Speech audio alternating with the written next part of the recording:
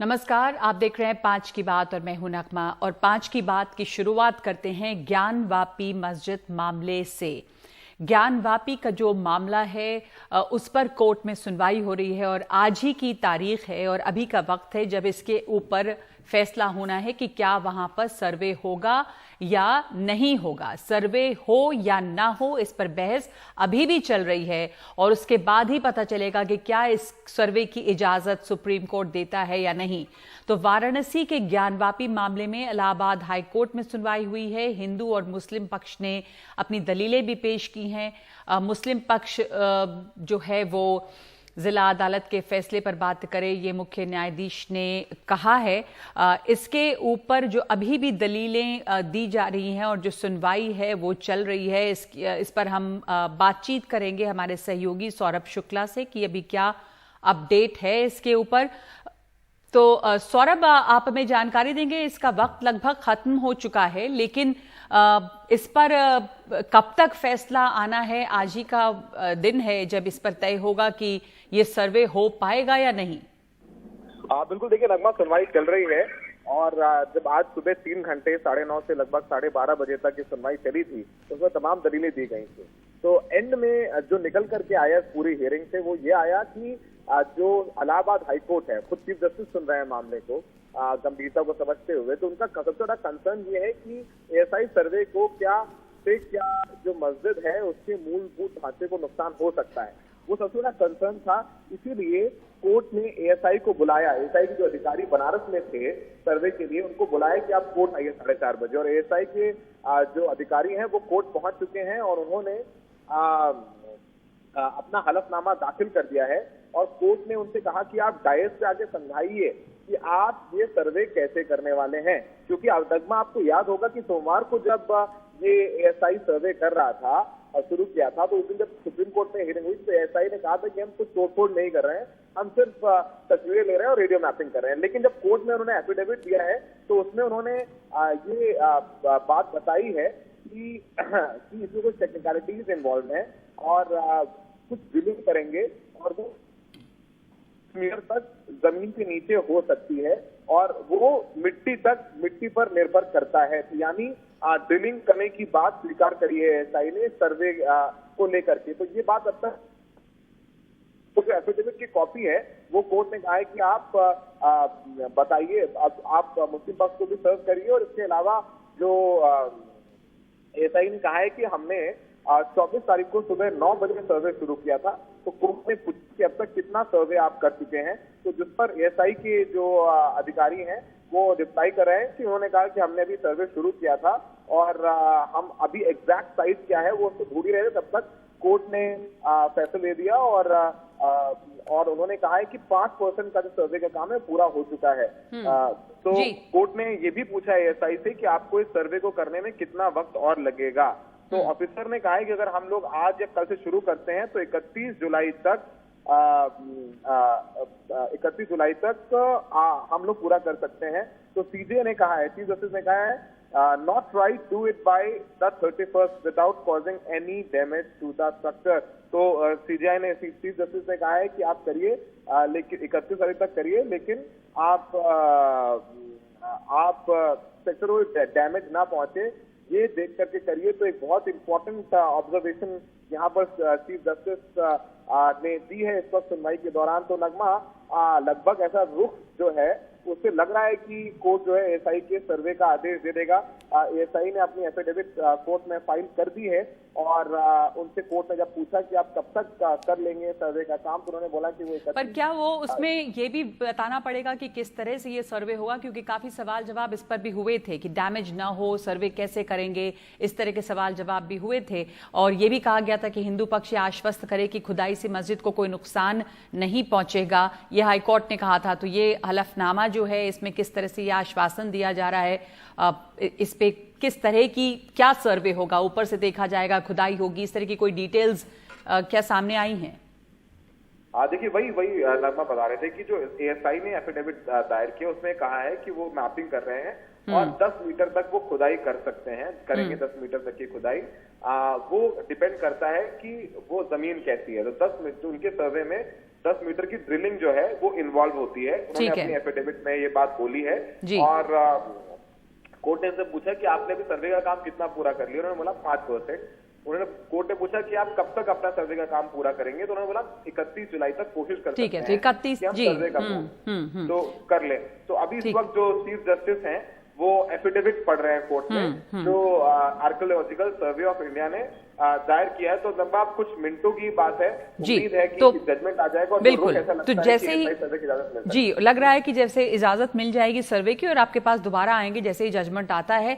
सौरभ, आप धन्यवाद। लगता है कि सर्वे की इजाजत मिलेगी। और ये जो मसला है पूरा ज्ञानवापी का, उसको बता दें कि इसकी शुरुआत हुई 18 अगस्त 2021 से, जब बनारस की 5 महिलाओं ने मिलकर वाराणसी कोर्ट में एक याचिका दायर की कि वो साल भर श्रृंगार गौरी की पूजा की इजाजत चाहती हैं।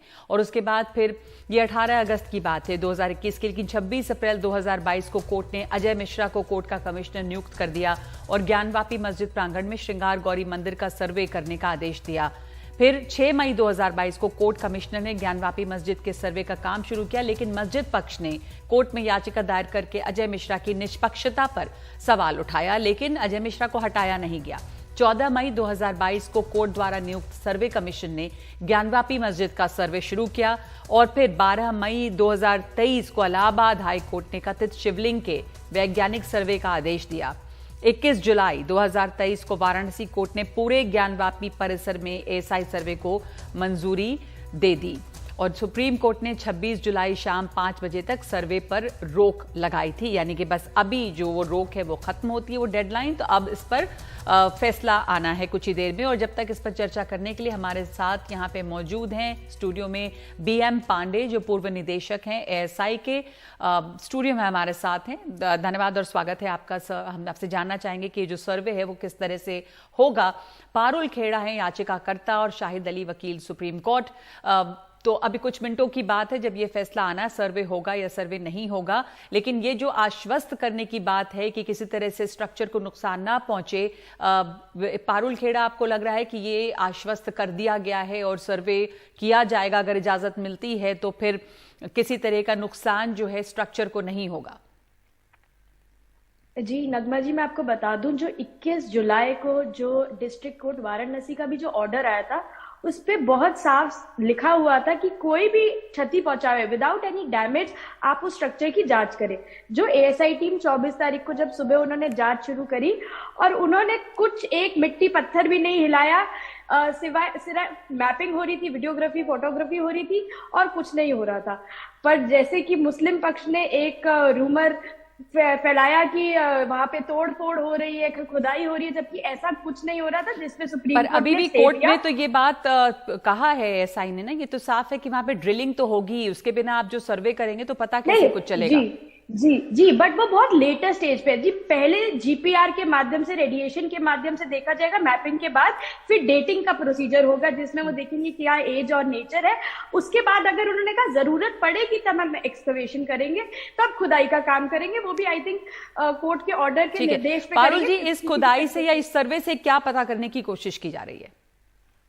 देखिए, जो 16 मई को एप्लीकेशन दी थी उसमें यह था कि वजू खाना को छोड़ के पूरा जितना एंटायर ज्ञानवापी का कॉम्प्लेक्स है उसका एएसआई जांच हो। उसमें हमने ये मांग की है कि जो वेस्टर्न वॉल है जिसपे मां श्रृंगार गौरी का विग्रह है, जिसकी 93 तक पूजा जहाँ पे नियमित होती थी, उसका नेचर और एज पता करी जाए। जो वहां 3 गुम्बद है मॉस्क के, उसके नीचे बताया जाता है कि मंदिर के शिखर है, तो उसकी जांच करने के लिए बोला है। जो खंबे हैं, जो पिलर है वहां पे मंदिर और मस्जिद के, उनकी जांच होने की लिए बताया गया है। और जो जितना भी है, क्योंकि बोला जाता है कि जब आप अच्छे से जांच करेंगे तो पता चलेगा कि वहां पे मूर्तियां भी मिल सकती है, जो दीवारों पे श्लोक लिखे गए, जो तहखाना है जहां पर व्यास जी 93 तक रहते थे, वो भी, उसकी भी जांच होगी कि कितना पुराना है, क्या एज है, क्या रिलीजन से, वो किस रिलीजन का कैरेक्टर है। तो इसकी पूरी, इस सर्वे की पूरी नियत यही है कि पता चले कि वहां पर पहले क्या था और वहां पर उसका जो एक ओरिजिनल स्वरूप है वो क्या है, एज क्या है। शाहिद अली साहब, क्या आपत्ति है आप लोगों को इस सर्वे से? देखिए, हमारी जो बात है टू फोल्ड है। पहले भी इस तरह का हलफनामा ऑनरेबल सुप्रीम कोर्ट के समक्ष उत्तर प्रदेश की सरकार के चीफ मिनिस्टर साहब ने दिया था और उस हलफनामे का हश्र सबने देखा। कि बाबरी मस्जिद को शहीद कर दिया गया, उसके गुनहगारों को आज तक सजा नहीं मिली। होना तो ये चाहिए था, जब ऑनरेबल सुप्रीम कोर्ट के आदेश की अवहेलना करी या हलफनामे की अवहेलना करी तो बाबरी मस्जिद को उसी हालत में दोबारा करना चाहिए था, उसके बाद में सुनवाइयां होती। ना तो जो तोड़ने वाले तो इनको सजा दी गई, ना बाबरी मस्जिद को उस हालत पर दोबारा लाया गया। तो इन हलफनामों का सच हम अच्छी तरह से जानते हैं, पूरा देश जानता है, पूरी दुनिया ने देखा है। अभी आपको शाहिद साहब, अभी आपको डर क्या है? सर्वे होगा जिसमें कहा जा रहा है कि अगर कोई तोड़फोड़ नहीं होती। मैंने बता रहा हूं ना आपको, नगमा जी बता रहा हूं, तो हलफनामे का सच मैंने बता दिया, हलफनामा क्या है। दूसरी बात, इस सर्वे की जरूरत क्या है? जब 1991 प्रिंस वर्शिप एक्ट सामने है, वो सामने होने के बाद जब उसमें हम कुछ कर ही नहीं सकते, जो 1947 की स्थिति है, ये तो सब मानते, हिंदू बख्शी मानता नमाज होती आ रही है वहां पर, मैं उससे पहले की बात में नहीं जा रहा, 1947 तक या उसके बाद से नमाज हो रही है वहां पर, ये हर आदमी जानता है। जो श्रृंगार गौरी के लिए पूजा के लिए गए वेस्टर्न वॉल की जो बात है, वो भी ये बात कहती है जो मस्जिद है वहां पर, और वहां पर वो लोग नमाज पढ़ते आ रहे हैं। तो जब एक मस्जिद है, उसका जो करेक्टर है मस्जिद है, और करेक्टर चेंज नहीं हो सकता, तो उसमें सर्वे का मतलब क्या रह गया? सिवाय इसके कि देश को लड़वाने की मुहिम पे एक तरफ इसको छोड़ा जा रहा है, या फिर पॉलिटिकली मोटिवेटेड है। आपका 2024 में इलेक्शन आ रहे हैं, 2021 में भी इलेक्शन थे जब ये सब कुछ हुआ था। ठीक है, तो आपका कहना है कि इससे जब कुछ हासिल नहीं हो सकता है तो फिर इस सर्वे का मकसद क्या है? ये मैंने पूछा भी था पारुल खेड़ा से और पूछूंगी, लेकिन पहले मैं बीएम पांडे साहब को यहाँ शामिल करना चाहती हूँ, क्योंकि पूरे जो अब एक सवाल है वो एएसआई के ऊपर भी है कि अगर सर्वे की इजाजत मिलती है तो ये हलफनामा के किसी तरह से स्ट्रक्चर को नुकसान नहीं पहुंचेगा। आप एएसआई में रह चुके हैं, किस तरह से ये सर्वे हो सकता है जिससे कि ये भी पता चल जाए कि इसके डेट एज क्या है, या उसके पीछे मंदिर में मूर्तियां भी हो सकती हैं, कॉलम्स भी हैं, क्या ये बिना किसी तरह की खुदाई वगैरह के या किसी डिगिंग के बिना ये मुमकिन है पता करना सिर्फ मैपिंग से? मेरे ख्याल में संभव है, क्योंकि जो एग्जिस्टिंग स्ट्रक्चर हैं उनको उसके आधार पर क्या उनके फीचर्स हैं, उनमें कोई मोटिव्स बने हैं कि नहीं। जैसा शायद मैंने एक आध बारी टीवी में भी देखा था, कुछ मोटिव्स थे जो कि क्लियरली हिंदू मोटिव्स थे, तो उसके आधार पर। दूसरा स्टाइल के आधार पर, जो खंबे जो हैं, खंबे भी हैं उसमें, उनका क्या स्टाइल है, तो जो आर्किटेक्चरल फीचर्स हैं उनके आधार पर निर्धारित किया जा सकता है कि कब बना, कैसे बना, इत्यादि। तो अभी तो ये कहा गया है कि इसमें शायद 10 मीटर तक की ड्रिलिंग भी हो सकती है, यानी कुछ ड्रिलिंग यहाँ पे जो कोर्ट में भी बात चल रही है या जो पिटिशन दायर किया है एसआई ने, उसमें कहा है कि वो 10 मीटर्स तक की ड्रिलिंग की भी इजाजत है। तो ड्रिलिंग तो वहाँ पे होगी, तो इससे क्या स्ट्रक्चर को नुकसान ना पहुंचे? जाहिर है कि इन बातों का ध्यान रखा जाएगा, पर एज एन आर्कियोलॉजिस्ट आप कैसे इसको समझते हैं? मुझे तो ये समझ में नहीं आया कि ड्रिलिंग कहाँ होगी और किस लिए होगी, क्योंकि जो स्ट्रक्चर अभी मौजूद है उसके आधार पर ही सब कुछ तय किया जा सकता है कि ये कब बना। और अगर पहले का कोई स्ट्रक्चर वहाँ पर है जो इससे जुड़ा हुआ है, जैसा मैं अभी चित्र में देख रहा हूँ, तो ड्रिलिंग की जरूरत तो मुझे नहीं लगती कि मतलब उसके जो ज्ञानवापी का भी जो स्ट्रक्चर है उसके नीचे क्या था, क्या ये भी पता करने की जरूरत है कि पहले क्या था उसके ऊपर ये बना, या अच्छा मतलब ड्रिलिंग का क्या मकसद है फिर? मतलब ये कि पहले ये जो अभी स्ट्रक्चर है उससे पहले कुछ और था कि नहीं, उसके लिए तो कुछ करना पड़ेगा, लेकिन ड्रिलिंग से नहीं होगा। उसके लिए तो बाकायदा कुछ एक एरिया में खुदाई करके देखनी पड़ेगी, एक्सपोज करना पड़ेगा उसमें कि क्या है, कुछ पहले से कुछ था जिसके ऊपर ये इस तरह का जो स्ट्रक्चर है, अगर इसका सर्वे होता है तो आमतौर पे एएसआई किस तरह से सर्वे करती है? 31 जुलाई को कहा जा रहा है कि इसको वो अभी खत्म कर दें, और कुछ हद तक कुछ सर्वे हुआ भी है। 31 जुलाई तक पूरा सर्वे पूरा कर दें? जी, अभी ये पता चल रहा है कि शायद तब तक वो करना होगा, लेकिन क्या प्रोसीजर होता है इसका? सर्वे तो इसमें पूरा जो एरिया है उसका सर्वे किया जाएगा कि वहाँ पर कोई स्ट्रक्चरल रिमेन्स हैं कि नहीं, कोई ये तो काफ़ी बड़ी बिल्डिंग है, इसका तो इसको खुदाई कर, इसके नीचे खुदाई करने का तो कोई मतलब नहीं है जी, क्योंकि अगर उसके नीचे इसमें खुदाई करेंगे तो जाहिर है कि इस स्ट्रक्चर को नुकसान पहुंचेगा। तो आसपास का सर्वे करके जनरली बाकी। तो फिर अगर इस तरह का सर्वे होता है, क्या ये कंक्लूसिव हो पाएगा आपको लग रहा है? और ये कोर्ट मानेगी इस तरह के सर्वे को, ये जो मैपिंग या जिस चीजों से? हाँ, सर्वे जो है वो तो जाहिर है कि उसमें खाली इमेजिनरी नहीं होती है, वो तो जो ग्राउंड में मटेरियल जो एविडेंस है उसके आधार पर की जाती है, और उसी की और जो तथ्य मिलते हैं वही पेश किए जाते हैं। तो जैसा आप कह रहे हैं पांडे साहब, यहाँ पे पारुल खेड़ा की जो सर्वे है वो बिना किसी ड्रिलिंग के भी हो सकता है, लेकिन अभी हमारे सहयोगी बता रहे थे सौरभ शुक्ला के 10 मीटर तक की ड्रिलिंग की तो इजाजत है। तो अब आगे क्या होगा ये अभी देखना है। लेकिन इस तरह के सर्वे से जो अभी शाहिद अली कह रहे थे कि इसका पूरा मकसद है क्या, मान लीजिए कि आपने ये पता भी किया कि कॉलम में क्या था पहले, वहां पर कुछ मूर्तियां मिलती हैं, वो तमाम बातें पता भी चल जाती हैं, तो भी जो रिलीजियस प्लेसेस के ऊपर एक कानून बना था उसके तहत अगर बात की जाए तो अब ये पता करने का मकसद क्या होगा और उससे क्या हासिल होगा। पारुल।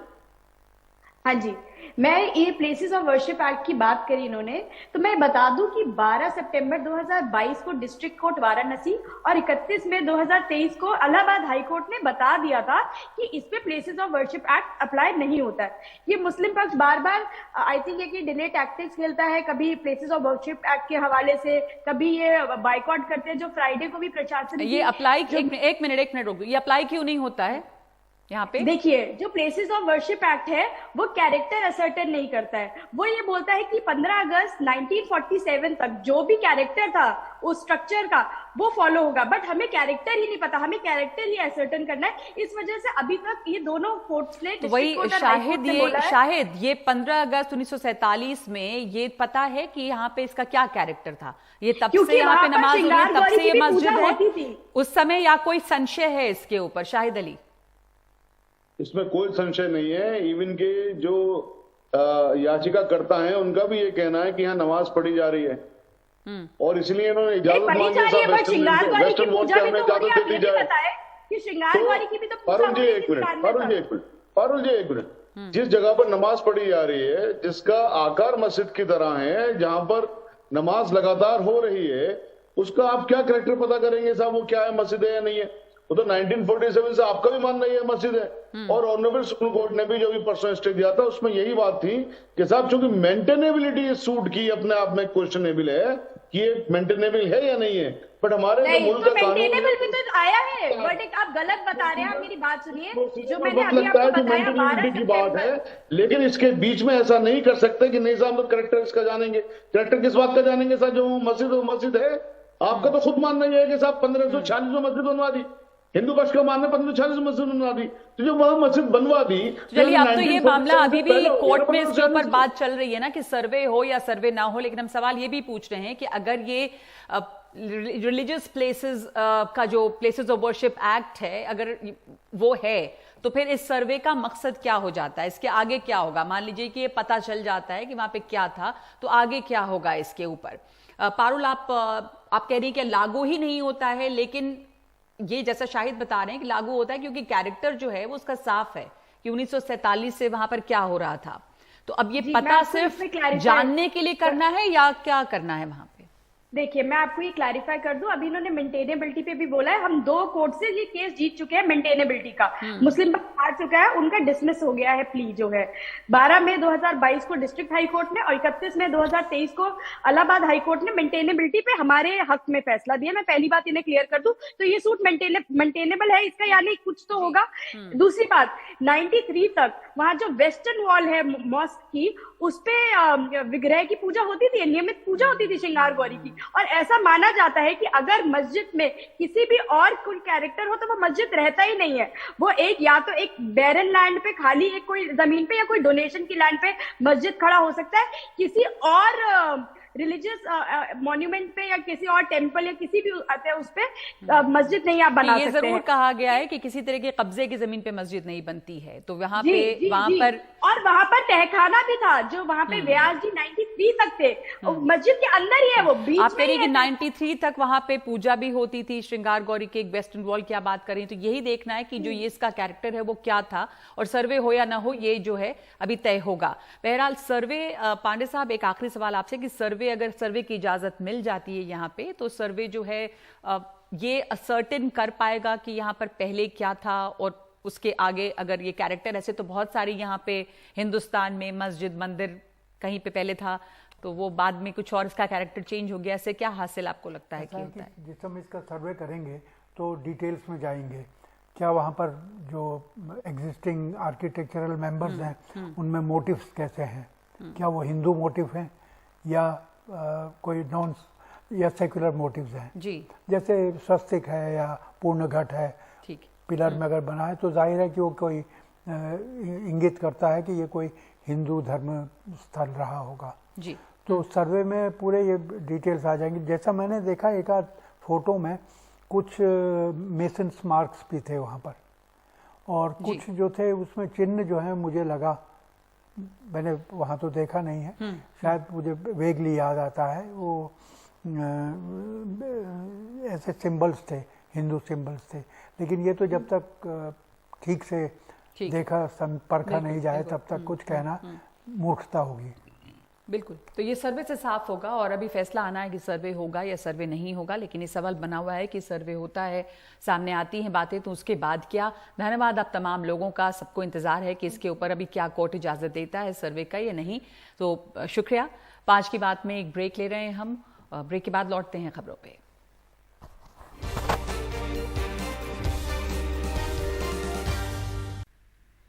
तो ज्ञानवापी मामले में अभी भी फैसला नहीं आया है। इलाहाबाद हाई कोर्ट में ज्ञानवापी पर सुनवाई कल भी जारी रहेगी। सौरभ शुक्ला के पास चलते हैं, सीधे फोन लाइन पे मौजूद हैं। फैसला आया नहीं अभी भी सौरभ, और शायद अब कोई सर्वे अभी होगा नहीं, तो ये कि एएसआई सर्वे करे ना करे, अब ये कल तक का इंतजार रहेगा।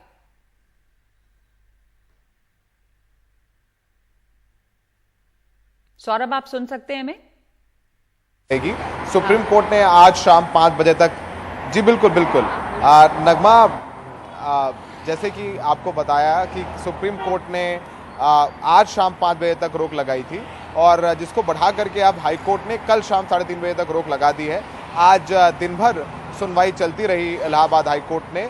एएसआई की टीम को बाकायदा वाराणसी से इलाहाबाद हाई कोर्ट बुलाया गया और उनसे बोला कि आप डेमो दीजिए और आप ये बताइए कि जो आप तकनीक का इस्तेमाल कर रहे हैं उससे क्या जो ढांचा है उसको कोई नुकसान हो सकता है। तो एएसआई की टीम ने डेमो भी दिया और उन्होंने बताया कि वो 10 मीटर तक ड्रिलिंग कर सकते हैं। तो कोर्ट ने कहा है कि आप कब तक खत्म कर सकते हैं। उन्होंने बोला कि अगर हम शुरू करेंगे तो 31 जुलाई तक खत्म कर सकते हैं। तो इस पर मुस्लिम पक्ष ने जो है आपत्ति दर्ज कराई और कोर्ट ने कहा कि बिल्कुल 5 बजे का वक्त खत्म हो गया, लेकिन बिल्कुल बताइए एएसआई को कि वो वहाँ सर्वे ना शुरू कर दें। हमें कुछ तकनीकी जानकारी और चाहिए आर्कियोलॉजिकल सर्वे ऑफ इंडिया से, और उसके लिए कल वापस से 3:30 बजे सुनवाई होगी। यानी आज तय नहीं किया है इलाहाबाद हाई कोर्ट ने कि एएसआई का सर्वे होगा नहीं होगा। बहुत खुद चीफ जस्टिस हैं इलाहाबाद हाई कोर्ट की, वो सुन रहे हैं, सारे तकनीकी पहलुओं को देख रहे हैं। अभी तक जो सुनवाई है उससे यही लगता है नगमा कि जो इलाहाबाद हाई कोर्ट का कंसर्न है कि एएसआई सर्वे से कहीं जो मस्जिद है उसके ढांचे को नुकसान ना पहुंच जाए, इसीलिए तकनीकी जानकारी के लिए और उस पर गौर करने के लिए कोर्ट ने और वक्त दिया है। और कल 3:30 बजे कोर्ट फिर सुनेगा और एएसआई ने अपना एफिडेविट दायर किया। उन्होंने बताया है कि जीपीएस मैपिंग के लिए आईआईटी कानपुर से टीम बनाई गई है, वो अपना सर्वे इस तरीके से करेंगे जिससे ढांचे को नुकसान ना पहुंचे। लेकिन जवाब से कोर्ट संतुष्ट नहीं था, इसीलिए उन्होंने कहा कि जो सर्वे पर रोक है वो 3:30 बजे गुरुवार तक जारी रहेगी और 3:30 बजे कल फिर से इस पूरे मामले में सुनवाई होगी। यानी सस्पेंस एएसआई सर्वे पर बरकरार रहेगा। नगमा, एएसआई के सर्वे पे सस्पेंस बना हुआ है, ये फैसला और उच्चतम न्यायालय ने अपना जो ना इससे ज्यादा कुछ मैंने वही बताया, एएसआई की टीम नहीं आई थी, एग्जैक्ट बताया वही बात। अगर मैं आपको बता रहा हूं कि एडिशनल डायरेक्टर एएसआई के आए थे और उन्होंने एफिडेविट फाइल किया ये कहते हुए कि स्ट्रक्चर को बिना डैमेज पहुंचाए हुए ये सर्वे कंडक्ट कर सकते हैं।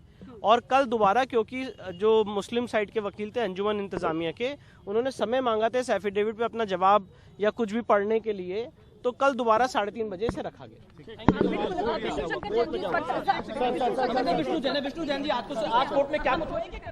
तो एएसआई का जो हलफनामा है उसमें कहा गया है कि ढांचे को कोई भी नुकसान पहुंचाए बिना सर्वे करेंगे। कोर्ट ने कहा है कि उन्हें कुछ तकनीकी जानकारी चाहिए और अभी सर्वे होगा या सर्वे नहीं होगा। इसकी डेडलाइन 5 बजे खत्म हो रही थी, जो बढ़ाकर हाई कोर्ट ने अब कल के लिए 3:30 बजे तक के लिए कर दी है। यानी कि उसके बाद ही ये सस्पेंस खत्म होगा कि यहाँ पे सर्वे होगा या नहीं।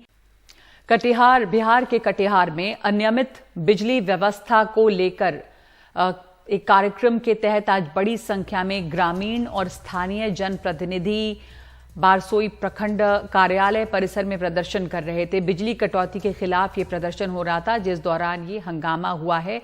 अचानक यहाँ पे लोग उग्र हो गए और वहां पे तैनात पुलिस बल की घेराबंदी को तोड़कर कार्यालय में घुसकर तोड़फोड़ करने लगे और उसके बाद जो लोग इतने उग्र हो रहे थे उन्हें कंट्रोल करने के लिए पुलिस ने हवाई फायरिंग की। उसके बाद भीड़ को खदेड़ने के लिए लाठीचार्ज भी किया गया।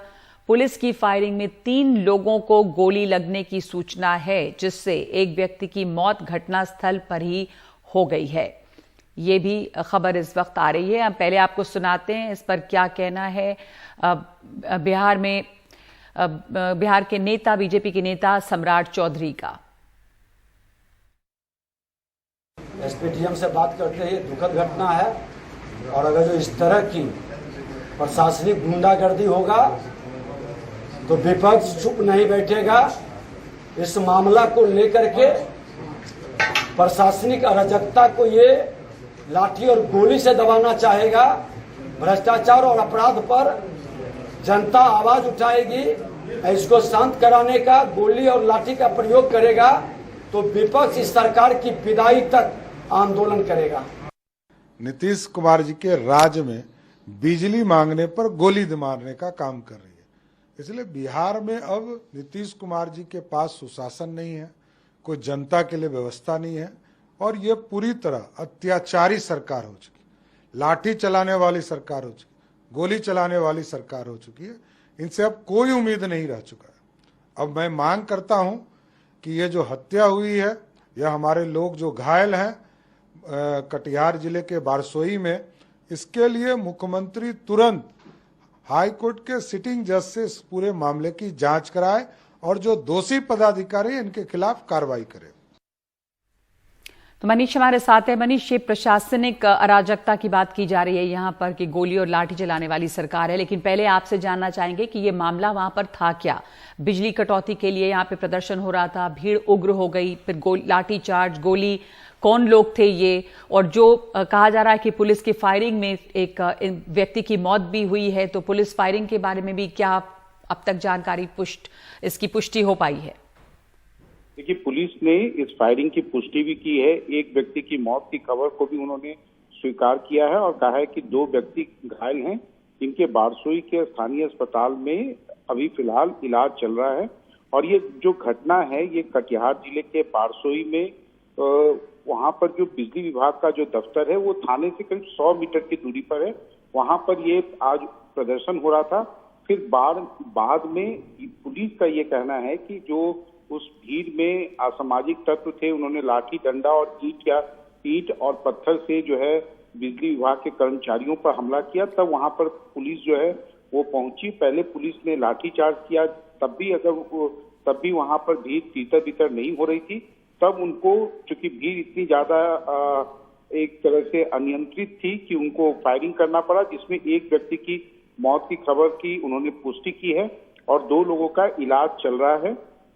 और बताया यह जा रहा है कि स्थानीय लोग इस बात को लेकर उत्तेजित थे कि जो बारसोई का जो इलाका है वहां पर बिजली की जो अभी फिलहाल पिछले कुछ दिनों से जो सप्लाई है वो काफी कम होती जा रही थी और उसी के विरोध में आज का ये प्रदर्शन था। हालांकि उन्होंने प्रदर्शन की घोषणा पहले से कर रखी थी, लेकिन अब स्थानीय प्रशासन का कहना है कि उन्हें ये इस बात का अंदाजा नहीं था कि भीड़ इस तरीके से अनियंत्रित और हिंसक होगी। मणिपुर के सीमावर्ती जिले मोरे में बड़े पैमाने पर हिंसा की खबर आ रही है। पुलिस सूत्रों के मुताबिक यहां पे संदिग्ध उग्रवादियों और सुरक्षा बलों के बीच गोलीबारी हुई है। पुलिस सूत्र ये भी बता रहे हैं कि संदिग्ध उग्रवादियों के निशाने पर सुरक्षा बलों के कैंप थे। आगजनी और गोलीबारी के बाद यहां बड़े पैमाने पर सुरक्षा बलों को तैनात किया गया है।